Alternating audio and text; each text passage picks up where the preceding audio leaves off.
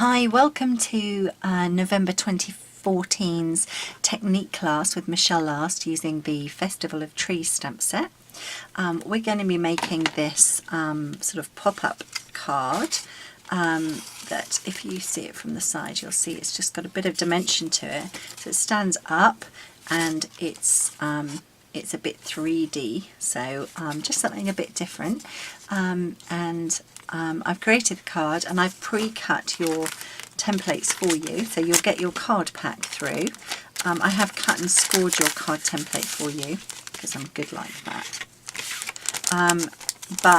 One thing I want you to be aware of is the measurements in case you wanted to make your own again. So this is just a standard card blank, just a general card blank that, if I was to have it like this, would be a normal standard card size, just like one of the other cards from the class, okay? Now, what I don't want you to do is to fold it like I've just folded it. So what you're going to do is you're going to know that there's a 3 centimetres we've come in on both sides, and then we've scored at 2.5, 5 and 13 across the side panels, and then through the middle panel we've scored at 10.5. I'm going to see, so if I leave that like that, what I want you to remember is you do not score one big score at 10.5 like that. You only score on this centre panel, not these panels, which is why there's a squiggly line. So 3 centimetres wide, 3 centimetres wide, 2.5 centimetres this first score, 5 centimetres this second score, and then the next score is 13 centimetres, and then this one is 10.5 centimetres. Okay? Sorry, my phone's ringing, but I'm going to not answer it just for now. So to make our card, like I say, I've cut and scored it for you. This is the panel to go on the inside of the card. You just need to adhere that together and then that will fit on the inside just like that. And now what we're going to do is, in our card pack, she says, where is my card pack? Is that it? No. Here it is, right in front of my nose. You've got one of these and a piece of white card. Okay, so what you've got is, you've actually got 2 pieces of white card. One's for the trees and one's for the sentiment, okay? We've got a green panel, which looks like this. Now the sentiment that I used, I just loved it and I wanted to use it. It's slightly too big to fit in this, what would be a square just here. Okay, so what I've done is I've cut a square that's slightly bigger. I don't know if you can see that, it's just slightly bigger, and what we'll do is we'll use this to mount the white on and then just mount that over the top like that. So the first thing we need to do is glue the die cut down on the front there like that. So I just want a little bit protruding at the top and at the sides. So if I just make sure I don't put glue on those protruding pieces, then I should be fine. So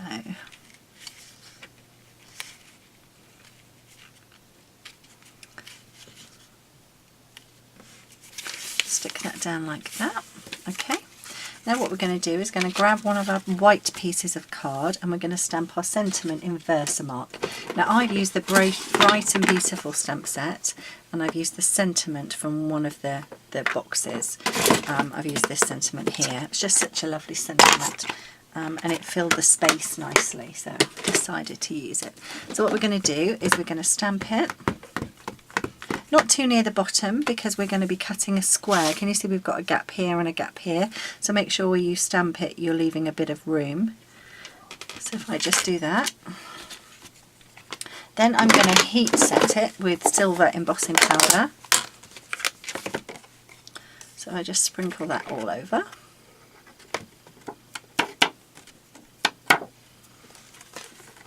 Remember, I would like you to turn your heat tool on before you go to use it. If you've just used it recently, it should be warm, but I've just turned my heat tool on and I'm just letting it get hot before I start using it. And then when I go to the sentiment, and leave it in one place, not too close, you'll see that it starts to take.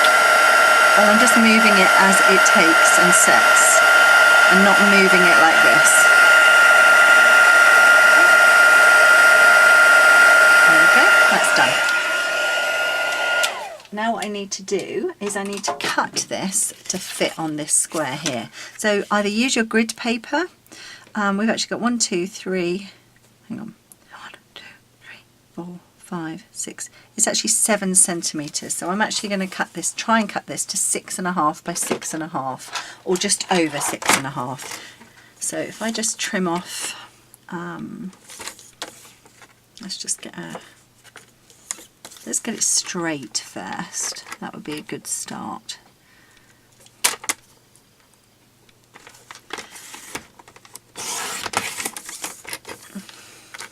And then 6.5 is there. So I'm going quite close to the writing. I'm going to go just can you see that I've lined up the C? I know that this is my cutting channel, so I'm going to do the same on the other side. I'm going to line up my writing just to the left of this little line here. And now I need to make it just over 6.5, like that. Mine's a bit top heavy. I've got a bit of a bigger gap and a smaller gap, but I'm not going to worry about that because my trees can stick over the top of that. So I'm going to stick those two together. Oh, crikey. Would help if I had a square, wouldn't it? I need to trim that off a little bit.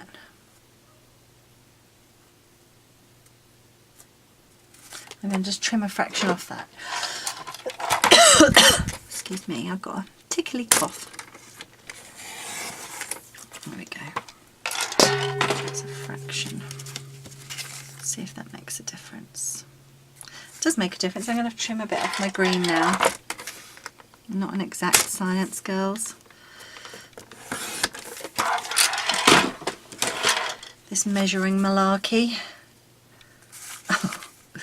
Get it right in a minute. Okay, right, I'm happy with that. We've just got a little border around it, so I'm just going to stick that down.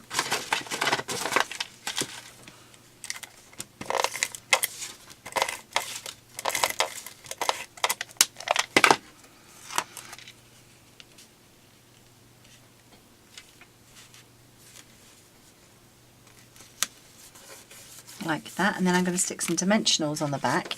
Now, I don't know if you saw in my last video, I was saying do not throw away your sheet of dimensionals when you've used all the ones in the middle, because you've got these fantastic panels which just act as a brilliant, for something with nice straight edges, there's a brilliant way to stick it down. And then I use some of the regular ones in the middle here. There we go. So just peel that off.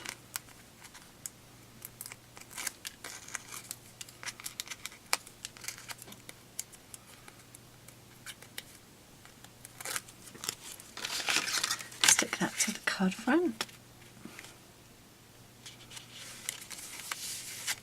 That just adds a bit of dimension because we've raised it up. Okay, so that's our sentiment part. The next part is a bit freeform. You can add whatever trees you wish. I just want to point out the stamps that I used. So on this one, for example, that was crumb cake and just the plain tree. On this one, what I've done is I've used this full triangle as a lighter colour and then overlaid this or this over the top and then punched them out. I haven't stamped them on coloured card. It was white card to start off with. I've just used that one and that one and that one and that one, and I've got a mix of colours going on. Now, one thing I want to show you is you may find that your solid stamp that you get, sometimes the solid stamps don't give a nice crisp image. I'm just trying to find what I've done with a clear block here. Let's see if I can find one. Let's try this one. So if I just give it a try, see where we go, I'm going to use the pistachio pudding as a background. So I'm just going to ink up my tree with pistachio pudding. And if I look at it, Have I got a good ink coverage? I can see I've got quite a lot of ink on there, but it looks like I've got a good coverage. And I'm going to stamp it. Now there's only 2 trees that I used, I'll just show you this, that have got the stems on them, the stalks, the base of the tree. All the other ones I've cut the bases off. So there's only 2 that you need to do with the full stalk, okay? I'm going to ink it up again. And so I'm going to do 1. And then I'm going to do another one. And these are going to be the ones for the outside part of my card. So what you would do if your stamps are brand new and they're not picking up the ink as you would like, you're going to create a key, it's called. And what sometimes happens is during the manufacturing process they've still got a bit of oil or residue on them. And all you need to do is get a pencil eraser, a rubber, and rub over your stamps. Rub over it and it'll make them go a bit opaque. That's absolutely fine. Rub quite hard. Rub over the whole surface, including the stalk. Rub it off, and what it'll do is it'll create a surface that the ink can then stick to, and you'll find they'll stamp much better. So we've done our 2 like this, and we're going to find this nice little filigree stamp, and I'm going to choose a darker green. I think I'll go Old Olive. And I want you to just mix up your colours of ink. I'll show you the ones that I've used, but you can just mix it up. So I've just got a nice covering of Old Olive. You should be able to line it up over the top of the triangle like that. Okay, I'm going to do that on the other one. So I've got 2 matching trees.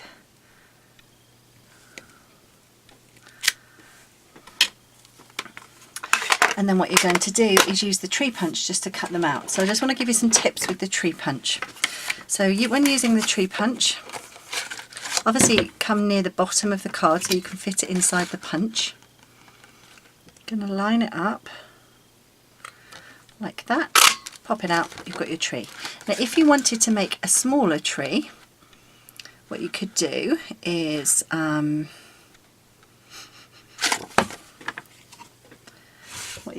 I've got a couple of ways to show you. I'll show you the first way. The reason I'm hesitating is I just want to show you the best way with this style of tree. If you get your post-it note to hold onto your cardstock, if you've got a small piece of card, so that's my second tree. I'm just going to now show you the technique. There's a couple of things you can do. Get your post-it note.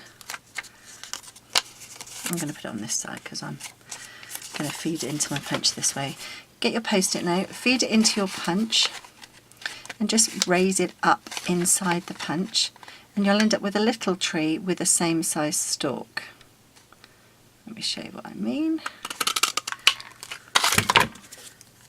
So we've got a little tree with a stalk. If you don't want a stalk, then what you can do is trim off your stalk. And you can, if you want to, again we'll use our handy post-it note, you can just do it like this and get a smaller tree that way without the stalk. So what I want you to do on your leftover piece of white card is stamp more trees, several trees, do more than you need, and then you can pick and choose the best ones, lay them down on the card and decide which ones you want to use and which ones you don't. So just to talk you through it, I've got Pear Pizzazz in the background and Old Olive. What you can do is stamp one colour, so that's pistachio pudding in the background, but what I've done is I've inked up the pistachio pudding, inked it up and then stamped it off on the paper and then stamped it to get a lighter background. We've got Pool Party and Lost Lagoon. That's just Crumb Cake on its own. That's just Lost Lagoon on its own. This one we've got Lost Lagoon stamped off with Lost Lagoon over the top, Crumb Cake, and then this one I think is Pear Pizzazz on Pear Pizzazz. So you're going to need 1, 2, 3, 4, 5, 6, 7, 8 trees altogether, 2 of them with stalks, and then what you're going to do is decide which ones go where. Now some of these are glued flat and some of them are glued with dimension. So decide which ones are going to go where. Make sure your trees finish neatly at the edge of the card because of fitting into the envelope. And then what you want to do is with a little piece of glimmer paper and your star punch out some stars, stick them on in a random manner, and that's your card, and then that should stand up. Now I haven't done all the trees and I haven't punched them out, but I'll leave you to do that. You can do that in your own home with your stamps and your stash that you have. Just experiment and see which comes out best for you, and then you'll end up with your nice card with your trees. And so I really hope you enjoyed making the cards at the Technique class. I really hope to see you in December at the Technique class. We're using Seasonally Scattered, which is in the autumn and winter seasonal catalogue. So any questions, any problems, please don't hesitate to get in touch. Thanks very much.